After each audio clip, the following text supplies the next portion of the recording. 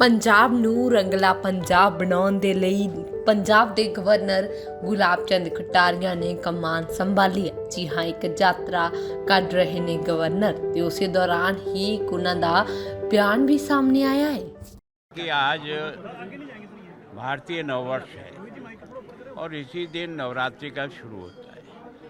तो इस नवरात्रि के अवसर पर हमारे यहाँ हमेशा देवी की पूजा होती है। उसकी शक्ति के आधार पर ही देश में अमन चैन और शांति बनी रहती है।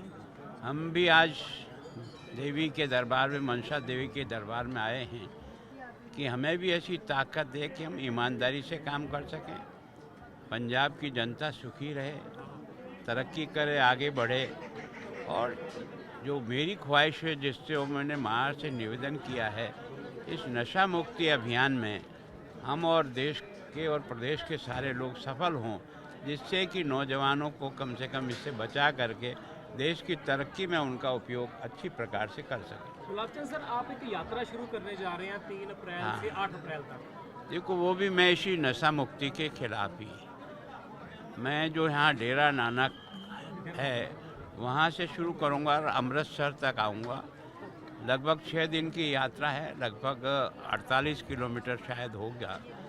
तो मैं इसीलिए कि जनता भी मेरे साथ जुड़े, मैंने सारे गुरुओं को भी जोड़ने का प्रयास किया, विश्वविद्यालयों को या स्कूल को किया, समाज सेवी संस्थाओं को कहा, सबको कहा जिसको जितना समय मिले और जहाँ मिले वो इस यात्रा में शरीक होकर के। कारण क्या, नशा मुक्ति पर कानून अकेला काम नहीं कर सकेगा।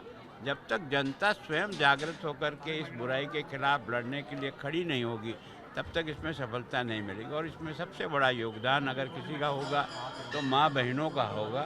तो इस अभियान में सफलता 100% मिलेगी। कटारिया साहब, आपने पंजाब सरकार से बहुत से लोगों को इनवाइट किया है, किसी ने कोई कंफर्मेशन दी अभी तक? देखो, मैं सोचता हूँ मेरा काम जो है वो सबको निमंत्रण देने का है। अब जो आ सके, जब आ सके, जितना समय आ सके उतना आए।